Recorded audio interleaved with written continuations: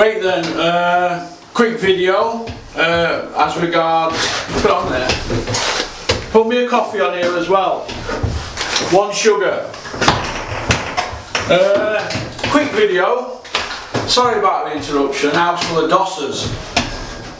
Quick video regarding the boxing of the weekend. Now, the way I see it is, Eddie Hearn's show was, I'm going to give it a 1 out of 10. Now everybody's going to say, oh Porky, you always hammer Eddie Hearn's shows. You're a bit harsh on Eddie. No, I'm not. Now, I've got it on good authority that that show was only put out there as a throwaway show, right, to piss on the Frampton show. Now, I'm not a big Frank Warren fan. I think he's been in boxing too long and I think he's been found out. Everybody in boxing knows the BT Sport deal is built on a swamp. Frank Warren is a dinosaur. He's old school, isn't he? But he's on his way out. He's hanging on for dear life. The fact that he's whining over this proves that. And the fact that Eddie Hearn can just throw a show out like there. Just put it on there. Put it on there.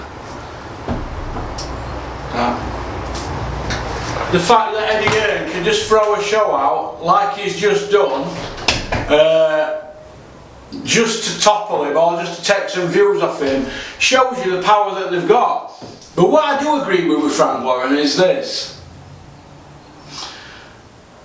Sky, the Sun newspaper, Talk Sport, all that lot built together is a monopoly. Now, when Joshua fought Parker, you would have thought it were Ali versus Fraser.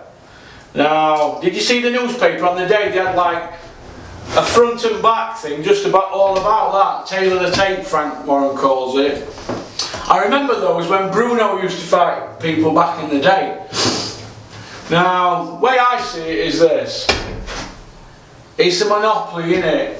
They're trying to train your brain and people don't understand. When Eddie Hearn sits there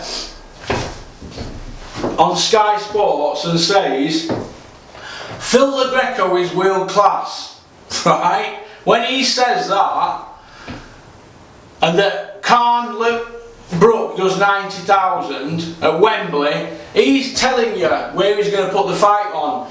So you train your brain and tell everybody. He's planting the seed. It's good promotional work. But Amir Khan's been out 2 years. When Brook, who has Kell Brook beat? Who's Kell Brook's best win in the last 5 years? Who? Who's his best career win? When was his last best win? His best win is Sean Porter. I thought he got beat. A lot of people did in boxing, thought he got done. But he's been matched in some terrible matchups, hasn't he? Spence and Golovkin, he shouldn't have been anywhere near them. He wasn't prepared for them.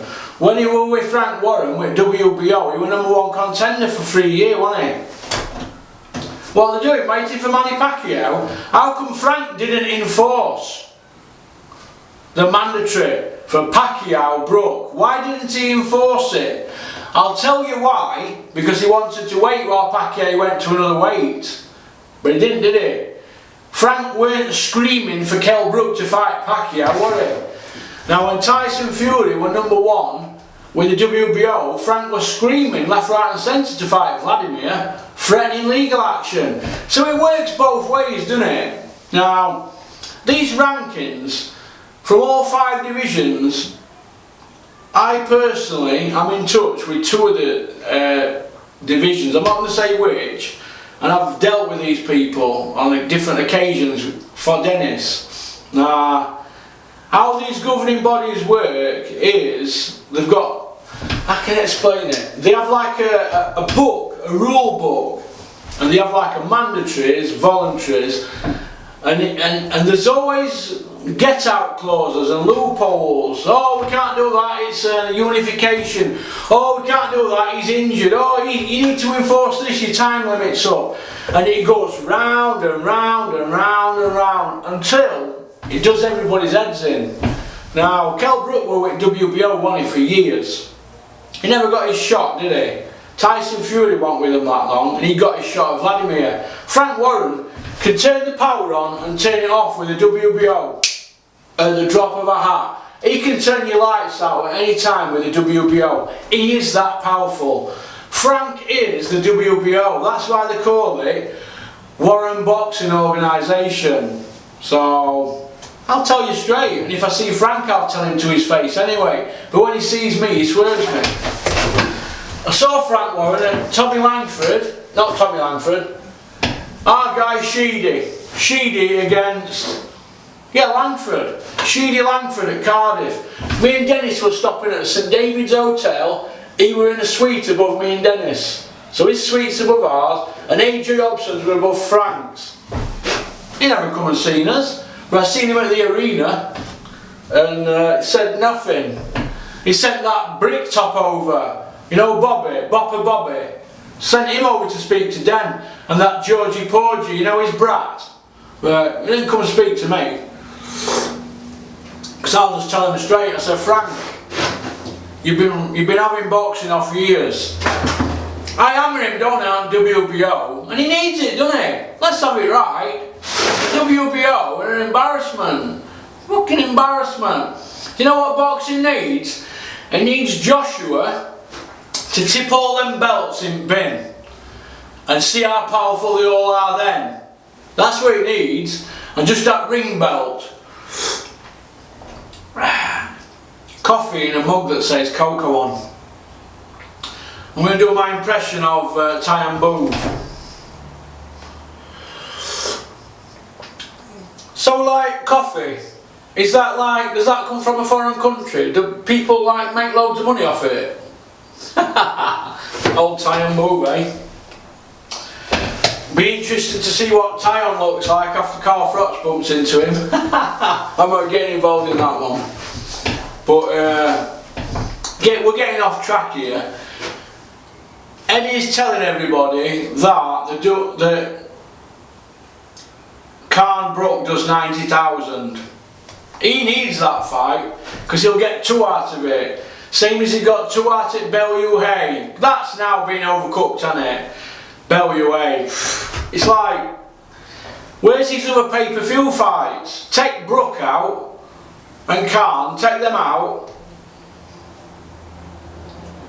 Take Joshua against anybody out.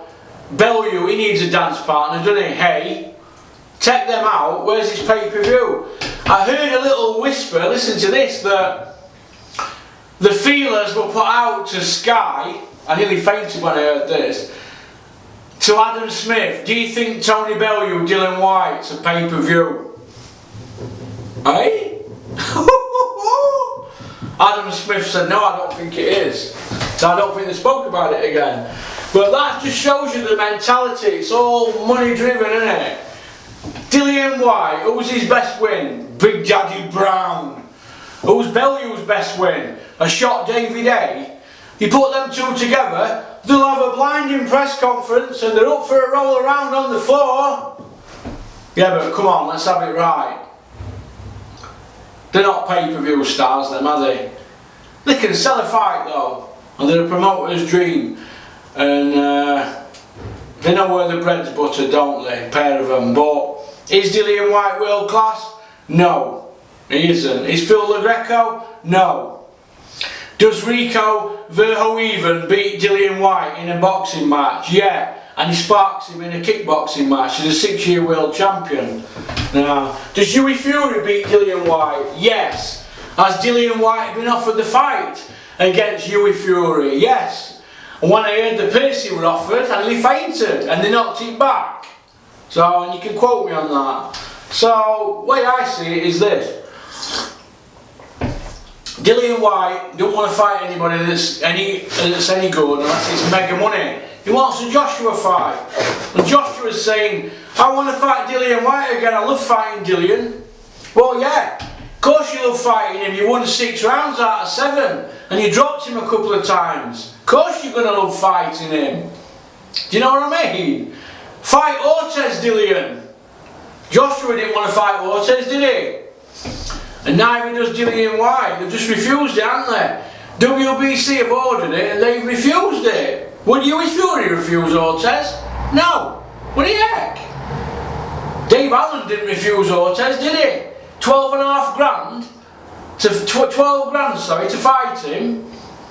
Take 2.5 grand of that off for your team. Well, you're left with 9.5 grand, and you got tax to pay on that. Do you know what I mean? So Dave Allen didn't knock Ortiz back. Dillian White's knocked him back for the chance to fight Wilder. Guaranteed world title. Could even be Brazil if Brazil beats him. Either way, Dillian White has knocked it back to fight Pulev. Oh my God! Grow a pair. Shout out to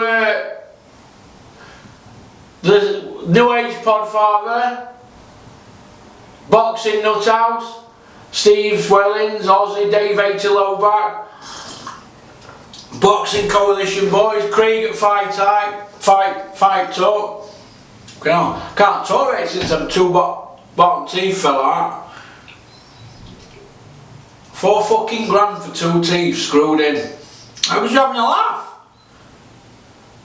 I'm going to Prague, I think, I'm done there next year. Right, Liberty. So Khan against the Greco was shocking. He dropped him, didn't he, after 20 seconds and then finished him off after 40, 39 seconds 40. Total embarrassing. I mean, he's done his job, hasn't he? He can't be knocked. The Greco had a decent sort of ranking, didn't he, for a comeback fight, but come on. You know, how much longer can Sky get away with that? I mean, they're saying that was the worst Sky showing for ages. I mean, what happened to Eddie Hearn saying you were going to put a world title fight on every Saturday? Every time it was a Saturday show. There were no world title fights on there, were there?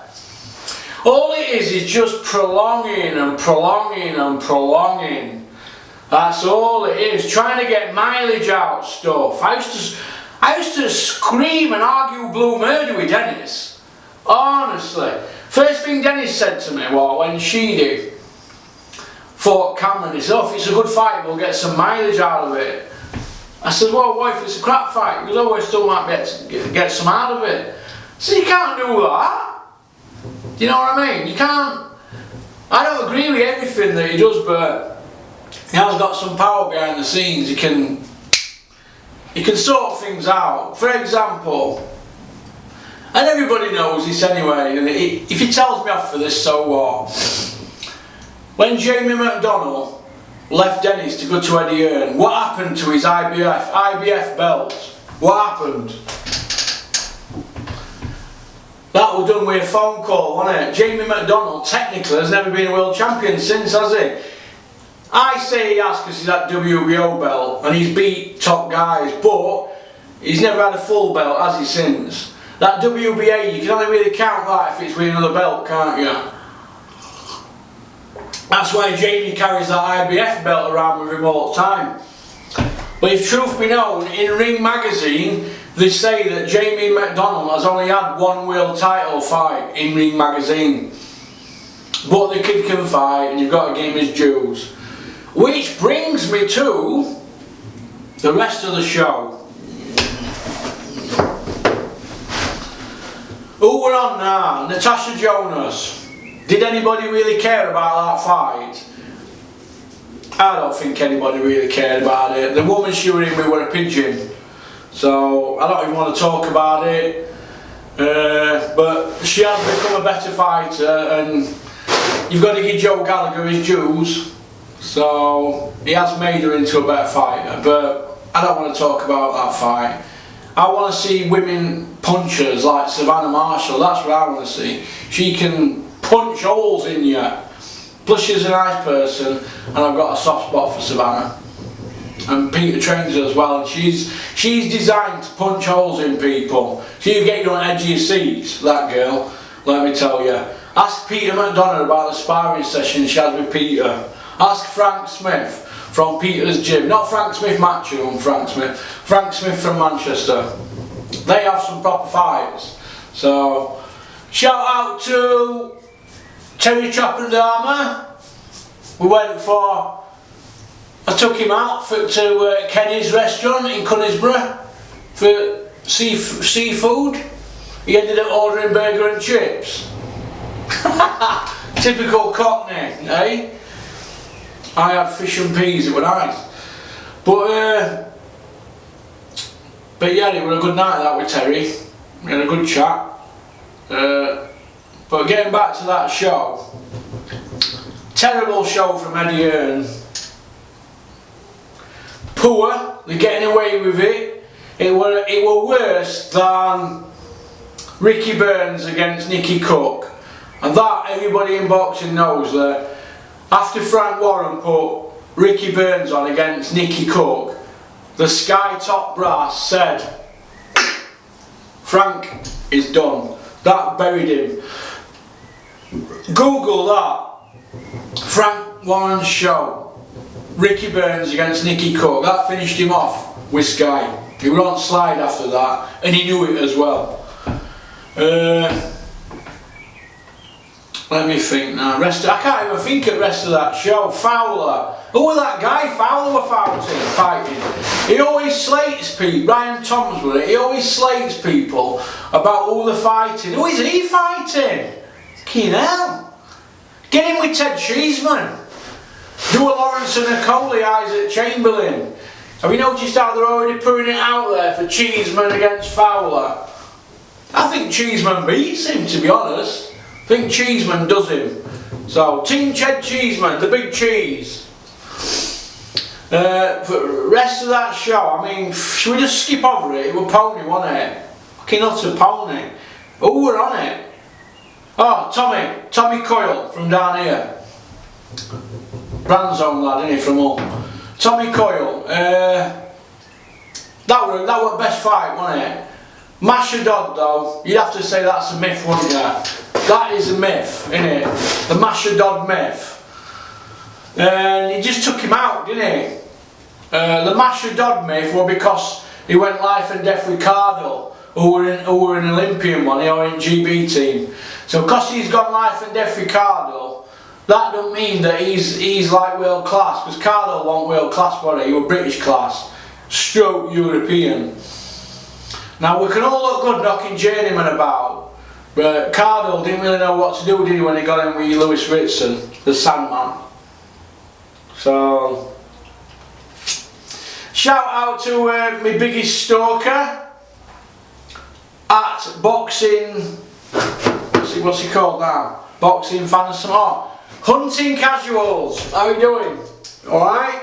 I'm going to be getting on an aeroplane within the next 7 days. I'm going to be going to Jersey.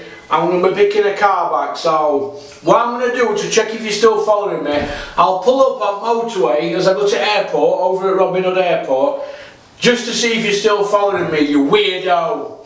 Show your picture on Twitter and stop sending them daft tweets. Jesus. You know, you're jealous, mate. You're jealous of me. Get a life. Stop giving Tommy the Guru Allen grief. So to all you people out there, at Hunting Casuals, he's the biggest stalker in boxing. Ask him and ask at Analyze Boxing, that Mikey, because we think they're the same person. Will you ask them to reveal themselves like Captain Headboard did? Reveal yourselves. Don't be hiding behind pictures of cartoons or pictures of Donald Trump. Hashtag Trump train. But it's all good banter, isn't it? But yeah, that show was terrible. So 1 out of 10 for that show. Tommy Coyle though saved the day for him, didn't he? If Tommy Coyle and Masha Dodd fight went on, or if it were just a terrible fight, he'd have got hammered. But Tommy Coyle does what he says on tin, doesn't it? On tin. He is a TV fighter. He is a promoter's dream.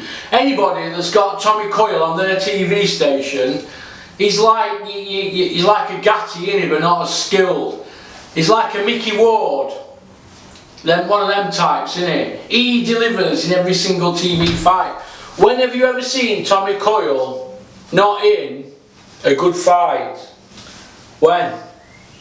He's always in good fights. And he's a nice kid as well, so he's got a good trainer behind him, Jamie Moore and Nigel Travis. They're boxing people, them. So, which brings me to the Frampton show. I thought the fight were alright, but I think Frampton's of it ill. My own opinion, he's just there to get some money now. I think he's not what he were. I think the second Santa Cruz fight, I think that took a lot out of him, and I think he took his eye off the ball after then. So he's climbed the mountain and he's coming down the mountain now. So it's just a case of getting some money in for him now. So he basically, he's not what he were, but still a good fighter, and he could still pick up a world title. He's a bit like a few other fighters that Eddie Hearn's let go. When you leave Eddie Hearn, it's like leaving Man United, isn't it? And going to Bournemouth, innit? Something like that. Or, I don't know, a team down like Bury or something. Not Bury, because they're not good, are they, Bury? Bournemouth. Burnley. It's like going to Burnley, innit, from Man United. You're still in the area, but you're not going to challenge for the title, are you? You're going to be an also-ran. Frampton's now an also-ran. I know that can sound harsh to all you Frampton fans, but that's the reality, innit? That is the reality. So, but good luck to him. He's been a double world champion, and he's a credit to boxing. He's got a good personality. He does some unbelievable charity work. Look at the size of that wasp. I want that gone. I want it gone. That is you. Get out. Whoa, look at that, man.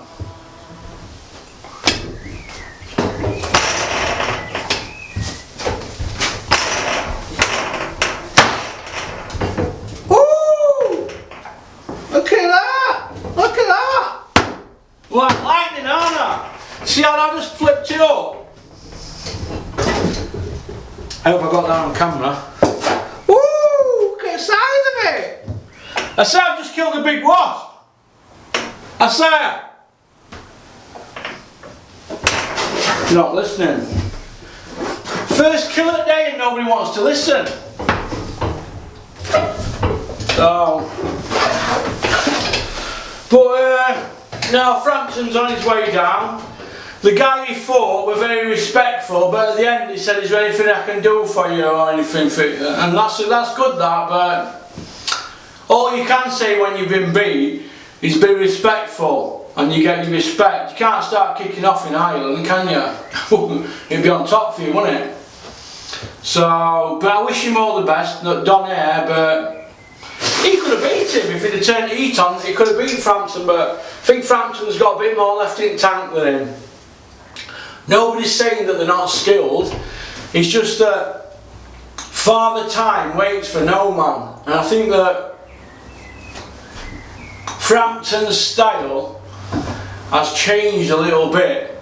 I think his style's changed a little bit because he's got older. I don't think he's got the legs that he had before. I might be wrong, I mean, I could be wrong. Every pug thinks he's still got something left in the tank, doesn't he? I went out for a curry with Dennis and Glenn McCrory, and Glenn was telling us about when he used to spar Mike Tyson, and he had the legs to do it and that and spar all day. And he still thinks he can fight now, Glenn, and he's 50 odd, isn't he? Every pug thinks he can still do it. Do you know what I mean? And it's just Father Time waits for nobody. See this here, this bench here, I always have it set up on 50 kilo. 215 discs or plates and a 20 kilo Olympic bar, these clips on. So that's like 51 key, right? So 50 key, yeah? When I were a gym order, I weighed 11 stone, right? I could do that 50 reps. I'd lock out on 10, just keep going, 50 reps. And you get a certificate. They call it 50-50. Now, I'm 17 stone now, so if I went on that, I'd be lucky to get 20 reps. So I'm 6 stone heavier, but I'm doing 30 reps less. That's because the muscle's not strong. Are you with me? The muscle inside the chest isn't as strong as what it were. and you have to build it up with strength training. So that's because that's time, innit? It's 20 years ago since I've done that, and I bet I've not. I think I've done it once in the last 20 years. When I used to live out at Oakley, I had a place out at Brook Court in Oakley, Doncaster, near the airport, and I had this equipment there in the spare room that I did. It was a flat at the time, an apartment, and I didn't have anywhere to put I didn't have a shed there actually, so. And I did it there, and I think I got 41 reps, and I was at it for weeks. 41 reps. So but yeah, I did it at 11 stone. 11 stone in 90s, 20 odd years ago, 21 years ago. So it's weird that, innit? Like I said, time waits for nobody. You get older, you might even get bigger. You can have as many shakes as you want, but it don't mean to say you're getting stronger or fitter, does it? And I think that's what's happened with Frampton. He's got that little bit older, and people in boxing will spot this. Now, a great person for spotting when a person gets older and he rolls the dice is Frank Warren. Now, I'm not a big Frank Warren fan, everybody knows that. But he can spot when a fighter's he spotted it with Vladimir, didn't he? And he spotted it with Donaire. He just times it right. Frank Warren has got that. Bob Arum's got it. They just time it right. Dennis has got it sometimes. You've got to time it right. It's all about timing, boxing, in anything. And I think with Kell Brook, that timing, forget all that, oh, he's better at 154. No. Kell Brook could have been the Ray Leonard, not in skills, in achievements, but he was matched incorrectly. He waited too long, wasted his best years with Frank Warren, and then Eddie Hearn threw him in with utter mugs when he won a world title. He got that world title, he should have kicked on from then. Defended it in America if he had to, your Thurmans, your Danny Garcias, he should have been in with them guys. He didn't. He fought Jojo Dan, Kevin Biziers, and everybody got on his back. And then to shut everybody up, he jumped in with something that was too much for him, Golovkin, and at a different weight. Bad moves, timing, bad. He should have said, hey, I shouldn't be in with guys like Bizier, Jojo Dan, I should be in with Danny Garcias. He should have then fought them. Oh, he should have gone and fought some of the 154 guys and give the IBF a drink and park that belt up and fought at a catchweight or 152 or something. He should have just jumped in at 160 with Golovkin to be a substitute for Eubank. What? A world champion being sacrificed? Come on! Been treated like a dog. But you're not going to say that, is he?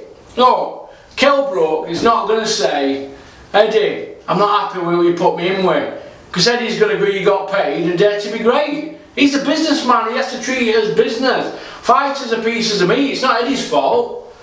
Bad advice. Kell Brook should have took the offer that Dennis and Asif Valley put to him to fight Amir. Should have forget what Amir's getting. Because we all know who the big star is now, don't we? Amir's the big star now. Kell Brook don't bring anything to the table, he's got no belt. He don't want to fight at 147. He don't want to go near them guys at 154. He's in a tight spot, isn't he? He will come down and fight Amir at 147. Mark my words, Eddie will go. We've got Greg Marriott, a nutritionist. He'll get you on it. And Kell will say, I'm with Greg Marriott. I'm eating steak every day for breakfast. Steak for fans. Chocolate brownie after I've had my steak. It is what it is, isn't it? I'm just making a bit of banter out of it so we can all have a giggle. Because we're not going in ring, are we? We're keyboard warriors. Keyboard warriors don't fight. Keyboard warriors don't fight out here or in ring. We go to prison and fight and mix with murderers. That's what keyboard warriors do.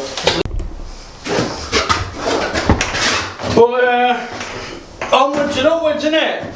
You've got to feel for you've got to feel for Kell Brook though. I feel for him because he's become like the forgotten man, hasn't he? Kell Brook was stood in that ring next to Eddie Hearn, in line waiting. He was in line waiting to speak to Amir Khan. He was stood in a queue, wasn't he? It reminds me of them people that come over to office at Dennis's. It's like Dragon's Den. We sit in office and people come in every, well, they have a 10 o'clock appointment, 11 o'clock, 12 o'clock. People come in on hour and they'll say, oh Dennis this, oh Dennis that, and I sit there and listen to it. We can do this, we can do that, we can buy this, we can build on that. And it's like, and he reminded me of that, where they sit outside the office waiting to come in. Kell's in the queue to speak to Amir Khan. And Amir Khan's just said, I'm chasing you, and just walked off. And Kell looked the business. He was sat outside in a Rolls Royce doing an interview. You can do all that and polish it all up and look the business, and then Amir can just dismiss you like that. I've been told of somebody in the know that Amir Khan will fight Kell at 147, and it is not happening at 154 or 150. It's happening at 147, and that's what people need to get in their heads, and that's basically what I've been told. That we're off Amir. So they're going to fight at 147. Amir's really a 140, isn't he? He's a 140 champion. So they're going to fight at 147. They will fight because Kell will think, what do I do here? Do I fight Charlo and get my face smashed in? Or do I fight Amir Khan? And I've got a chance in that fight, and he's got a puncher's chance. But Amir can punch as well, don't forget. His chin might not be as good as other ex-world champions, but who's to say he's going to get clipped? Did you see how quick he is?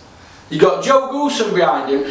Now if you were going to take two guys from debut and put them next to each other and train them from age of 21 turning pro, at the age of 25, who would you think would have the better pedigree? Dominic Ingle's fighter or Joe Goosen's? So he's got a better trainer. They both got the same manager, and so they both got the same promoter, but who's got the most skill? You'd have Amir as the skill, most skill. He's the fastest puncher. He don't take as good a shot as Kell, but does Kell take a good shot now? He's got all this round here, all papier-mâché, innit? So I don't know. I don't know where he goes from here now, Kell Brook. If he doesn't fight Amir Khan, he is in limbo. He's in limbo land, and I think he knows that. What's he going to do? Fight Eggington? What if Eggington walks him down? What if he walks him down? He beat Frankie Gavin, didn't he, Eggington? Kell beat Frankie Gavin. That's their best win in the last 2 years, isn't it? Frankie Gavin.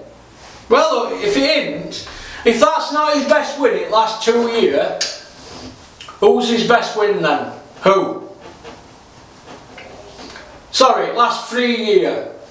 Last 2.5 years, who's the best win out of all them?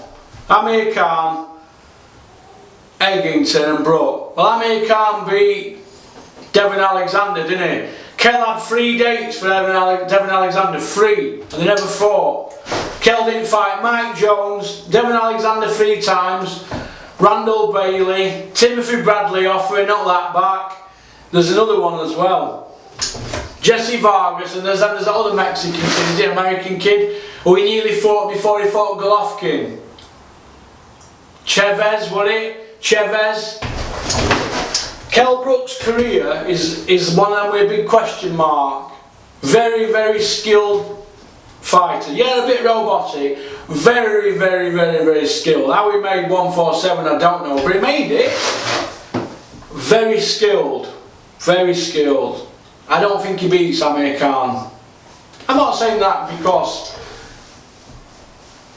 I don't work with Kell, or because he knocked Dennis back with that offer and Asif. No, I just don't think he beats him. I think he fights at 154, and I think Eddie tries to make it into a pay-per-view against Charlo. That's the way he's going, but I agree with Martin Fearball from No Age Podfather. I agree with Martin. I think that he don't beat any of them 154 guys. That's what I think. No, I don't think he beats them. I don't think at all. I just don't think he does. I think he struggles. I think he struggles at 154 against them guys. I think he struggles, but I think he struggles, and I think that a good fight for him would be Christopher Eubank at 160. He's not a puncher like Golovkin. When we keep hearing these stories that Kell Brook's a beast, well, why don't Eddie throw him in with Eubank? Forget all this belt crap. Forget belts. Belts don't mean anything once you've been a world champion. They don't mean jack. I don't think so anyway, unless you're going for records. I don't think belts mean jack. I think Tony Bellew's got best idea. He won a world title and that was it. He didn't want to fight any of them monsters at cruiserweight, did he? Oh my God, Erskine Gassioff against Bellew would be a slaughter. Now, so Bellew's got the right idea. He just wants to cash in now. He's got all his houses to rent out. He's got his own house. Got a few quid tucked away. He probably don't owe out. If Eddie earns in his hero, he'll not owe anything. They don't like to owe. And it's just a case of topping up his pension now. So I guarantee you that Bellew, he'll be trying to get fights at MMA or any money fight. He'll even fight White for pay-per-view. He'll fight Tyson Fury.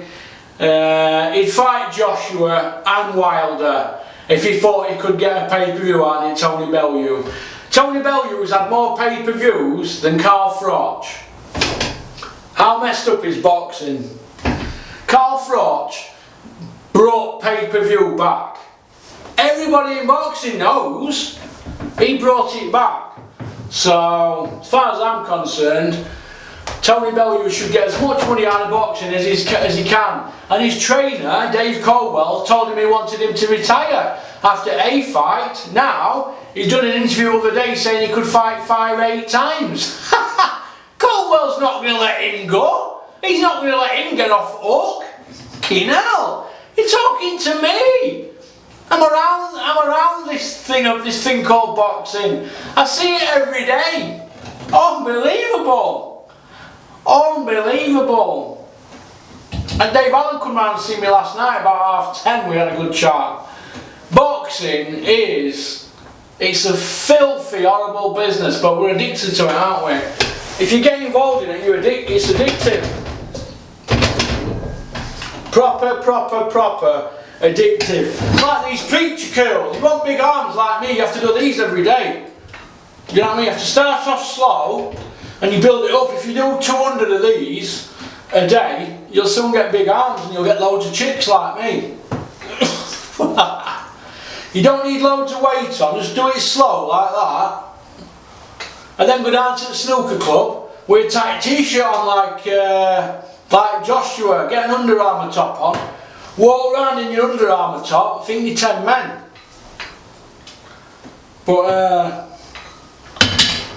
no, I think that Eubank against Kell Brook at 160 is a good fight. And Eddie's created characters, hasn't he? You know, like the snooker. Now, Hurricane Higgins, Steve Interesting Davis, Jimmy Whirlwind White, Ray Dracula Reardon, Dennis Big Bins Taylor, you know them big bins he had on? They're all characters. Willie Jack the Lad Thorne, you know, big gambler. And in boxing, they're creating them. Eggington, your Ted Cheeseman, your Martin J. Wards. They're all good fighters, all European level fighters. They don't get a look in though, do they? Owara Davis, he were getting a look in, wasn't he? Controversial. Dillian White, Bellew. They're your guys that you can help promote, the villainy types, you know. Bellew likes to play man of the people on any topics. Anything going off in Liverpool, he'll tweet about it. He likes to play man of the people. He's working his ticket, you can't knock him, but his CV's piss poor, isn't it? That's why Dennis was complaining about me. I told him straight on Twitter, your CV, you're a fraud. He's not technically a fraud, he can fight, can't he? But he's hyped up like he's the third coming of Christ, because he's done a good job for him. It's like Dave Allen. Dave Allen's CV isn't really that good, is it? But he's got 40,000 followers on Twitter, and he's got some hype around him, hasn't he? He's got hype. And people want to fight Dave, don't they? He's got offers all over the table. Some of the things we were speaking about last night were mind-blowing. I'm like, Jesus! Some of the things that are planned for him. And good luck to him. You know, he's my pal, isn't he? But you've got to get yourself out there. I remember stood outside here 2.5 years ago. Steffi Bull had dropped him off, and I said, you need to get on that social media, you need to get yourself out there, David. And he has, hasn't he? Obviously, he's done the job right.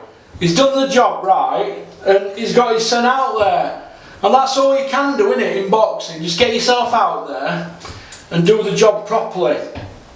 Nah, I just hope that he gets a good fight off it, off Eddie, and he has a good career. I'm involved in a show at Walsall next weekend with Dave. He's on the show. He's fighting Dave Howe. Now he's already knocked Dave Howe out. He's fighting Dave Howe over 4 rounds. So my opinion on that, I think Dave Howe will stay outside of Dave's big right hand and probably go to points. But unless Dave decides he's had enough of him, then he'll ice him like he did Tom Dallas. Because he iced Tom Dallas, didn't he? But I'd say points. I'd say David Howe will learn from his lessons. Got big toe kid, long jab. But it remains to be seen, doesn't it? Bookies should put odds out whether Dave's going to put a pair of socks down his underpants at weigh-in. But we'll see what happens. We'll see what happens. But getting back to Kell Brook, fight Chris Eubank. That's a good fight, isn't it? Fight Billy Joe. Billy Joe. Which brings me to Billy Joe Saunders. Now, I've had to block him on Twitter, Billy Joe. The reason being, filth. Some of the filth he comes out with on there, talking about people's mothers and some of that, just disgusting. So he's not going to get off like that today, Billy Joe. Nah. Can he fight? Oh yeah. Can he fight? Yeah. Is he a crazy whatever when he drives about? Yeah. He went under viaduct bridge in that yellow Lamborghini he's got, and I will coming the other way. I've got my kids in cars. Look at this coming down here. It was Billy Joe. So obviously he's crazy, and let's hope he don't roll it or hurt anybody in that car, because he's a crazy driver. But he can fight. He's an Olympian. He's unbeaten. He's the real deal. But who is his best win? Who? Who's Billy Joe's best win? Andy Lee. In light middleweight. Beat Andy Lee on points. A light middle. So that's his best win. Other than that, he beat Eubank. But he's not had a world title, has he? If you count the IBO, yeah. But he beat Eubank. And it was a split decision. So he's beat Eubank on the split. He's beat Andy Lee on points. They're his best 2 wins. Lemieux, yeah, that's a good win. In Canada. What happened to home advantage, Frank Warren? He beat Lemieux, but he'll tailor-made for him. If he stays with Dominic Ingle, he'll probably not get beat, because they'll keep on top of his weight, won't they? So you have to take your hat off to Dominic Ingle, I suppose, what he's done for him. But he's had a world champion Olympian dropped on his lap, who's undefeated. So maybe Dominic's had a lot of praise lately. They're all saying he's a good technical trainer. Maybe. But he weren't technical when Towers fought Lucas Brown, were he? What happened to his technical ability then? Or when Junior Witter fought Tim Bradley, who beat nobody at the time. Tim Bradley beat Junior Witter, didn't he? So, as far as I'm concerned, jury's out, but Dominic gets my vote for ring trainer of the year. So, he's done well with Kid Galahad, very well with him. And I don't understand why Kid Galahad doesn't seem to be getting his chance. He seems to have been around for years, doesn't he, Kid Galahad? British, Commonwealth, European. He's not fought for a world title yet. What's happening with that? Why ain't he going anywhere in? Why? I don't understand it. I don't understand it with Kid Galahad. I don't understand it. I don't understand it at all. I don't understand it with Kid Galahad, what's going on. But which brings me to Canelo. Canelo, drug ban. He got a 6-month ban, backdated. So, would everybody else have got a 6-month ban? I don't think so. I don't think anybody would have got 6 months. They'd have got 2 years, wouldn't they? Anybody who would have got 2 years. They need to start telling us what these bans are for and what levels, because it's all shrouded in mystery, innit? It's like, how can you explain it? For example, Robin Reed against Kenny Anderson. Robin Reed against Kenny Anderson. Robin Reed got beat. After the fight, they pissed in a bottle. Kenny Anderson's failed drug test. This is 6 years ago. Kenny's failed the test. Robin's passed. Robin didn't get to know about it until about a year later. But Kenny Anderson's team knew about it after about 4 months. They told Robin after about 11 months.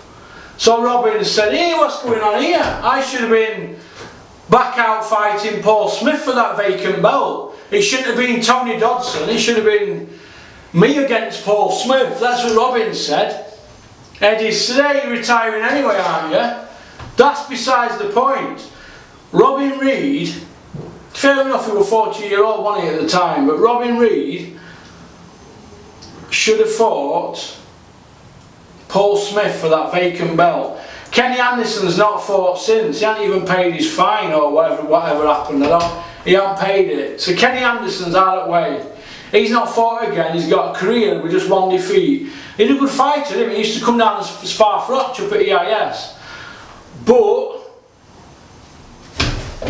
I don't agree with how it was all done. Now, if Anthony Joshua failed a drug test, he's the biggest star in boxing now, isn't he? Would it be like a Canelo type of thing? Would it be all shrouded in mystery if Joshua failed one? Would Eddie do the same thing like he did with Robin Reed against Kenny Anderson? Because Matchroom, all the shows that have been putting on since the end of 1986, Matchroom in 32 years have only been involved in 1 failed drug test after a fight. 1. Kenny Anderson against Robin Reed, 2012, end of the year. So would that be hid? Would it all be the same as the match as Kenny Anderson against Robin Reed? Is that what had happened? Would it be put that to one side? Would it be put away? Or would Eddie be transparent? Because he's not being transparent with Stubble, is he? Mr. Transparent. And he weren't transparent with Robin Reed's fight against Kenny Anderson when Kenny failed the drug test, were he? Never mind Robin retired after that. Robin Reed, let me tell you, had a fucking liberty took with him there by Eddie Hearn. And I know how Robin feels because he's my pal, he's a very close friend of mine. I look at it like this. It's a liberty. And Canelo, I agree with Tony Bellew, that's a liberty that's been took as well. A proper liberty. And things need to be done about it. Because you can't have liberties, can you? I fucking hate liberties. I hate them. You can't have liberties in boxing. When you're hitting people and you're drugged out of your mind, they can't hurt you. I don't think you get your punch harder. I think I don't think people can hurt you if you're drugged up. Now, Was Joshua drugged up against Vladimir Klitschko? Because he got up, didn't he? We don't know, do we? Who is there when these drug tests are done? When these people have failed drug tests, they just say, I got spiked. Somebody spiked me in the dressing room. Oh, my brother spiked me. Oh, I had a dodgy steak when I were going loco down in Acapulco. I had a dodgy T-bone, didn't I? Yeah, it was a T-bone, wasn't it? Do you remember? I remember it because I had fries with it and ketchup on my fries and a side dish, a coleslaw, and a dodgy T-bone. Nah, mate. It was fucking nandrolone. So it gets me revved up now. Even thinking about it. Tell you what, it's good that light, isn't it? Aren't they brilliant when you get them for free? But that's just my opinion anyway. I just think that maybe it's time that all these drug tests were all filmed. So fair enough, they can turn up at your house at any hour and drug test you, but all these drug tests that people are failing, and they're failing them left, right and centre, these drug tests. I just think that it's not right. It's not right at all. Because you get hit by that in a fight, you get penalised. You get that. A lot of people, when they're going to punch, they go like that, don't they? It's done in a quick motion. Mike Tyson used to do it all the time. Now, you get a point took off. But if you've got something inside you that's making you hit harder, or you can take the punches better, that to me has got to be more than a point took off. It's got to be a no contest. It's got to be a no contest. It's got to be scrubbed off. Can't have happened. We can't keep having people failing drug tests, and it's still standing. Look at David Price. He's lost against Povetkin, drug cheat. Tepper, drug cheat. Thompson, twice, drug cheat. The only guy that's beat him who's not failed the test is Christian Hamer, and he dropped him in that fight. So David Price, in all the fights he's lost, he's dropped people, hasn't he? Right? David Price has been very unlucky. That is a career that's not had powerful people behind him. If Eddie Hearn had been behind him, or Bob Arum, his career wouldn't have gone like that. This is why you've got to have people fighting your corner. Eddie fights people's corner. Kenny Anderson against Robin Reed, he didn't want anything to do with Kenny after he failed the drug test. And Robin were retiring anyway, he was 40 odd, wasn't he? Just over 40. So Eddie was looking after his own interests. Yeah, I would bury it. I don't want bad publicity. They don't want to be tied to drugs, drug cheats. But as far as I'm concerned, these drug cheats, they won't firing hard at sport. Lifetime bans. And even if you're taking some over at counters, so what? I mean, we keep hearing Dillian White watering it down. Yeah, it was something I bought over at counter. So what? Lucas Big Daddy Brown, he follows me and we DM each other all the time.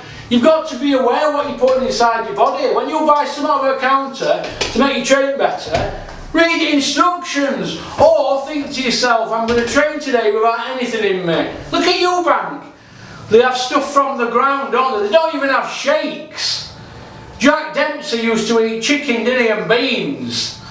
Or fish and beans. Everything was with beans, wasn't it? Bacon and beans, cowboy meal, like Desperate Dan. But you've got to look at it like this. They used to do 20 rounds back in the day, didn't they? 20 rounds.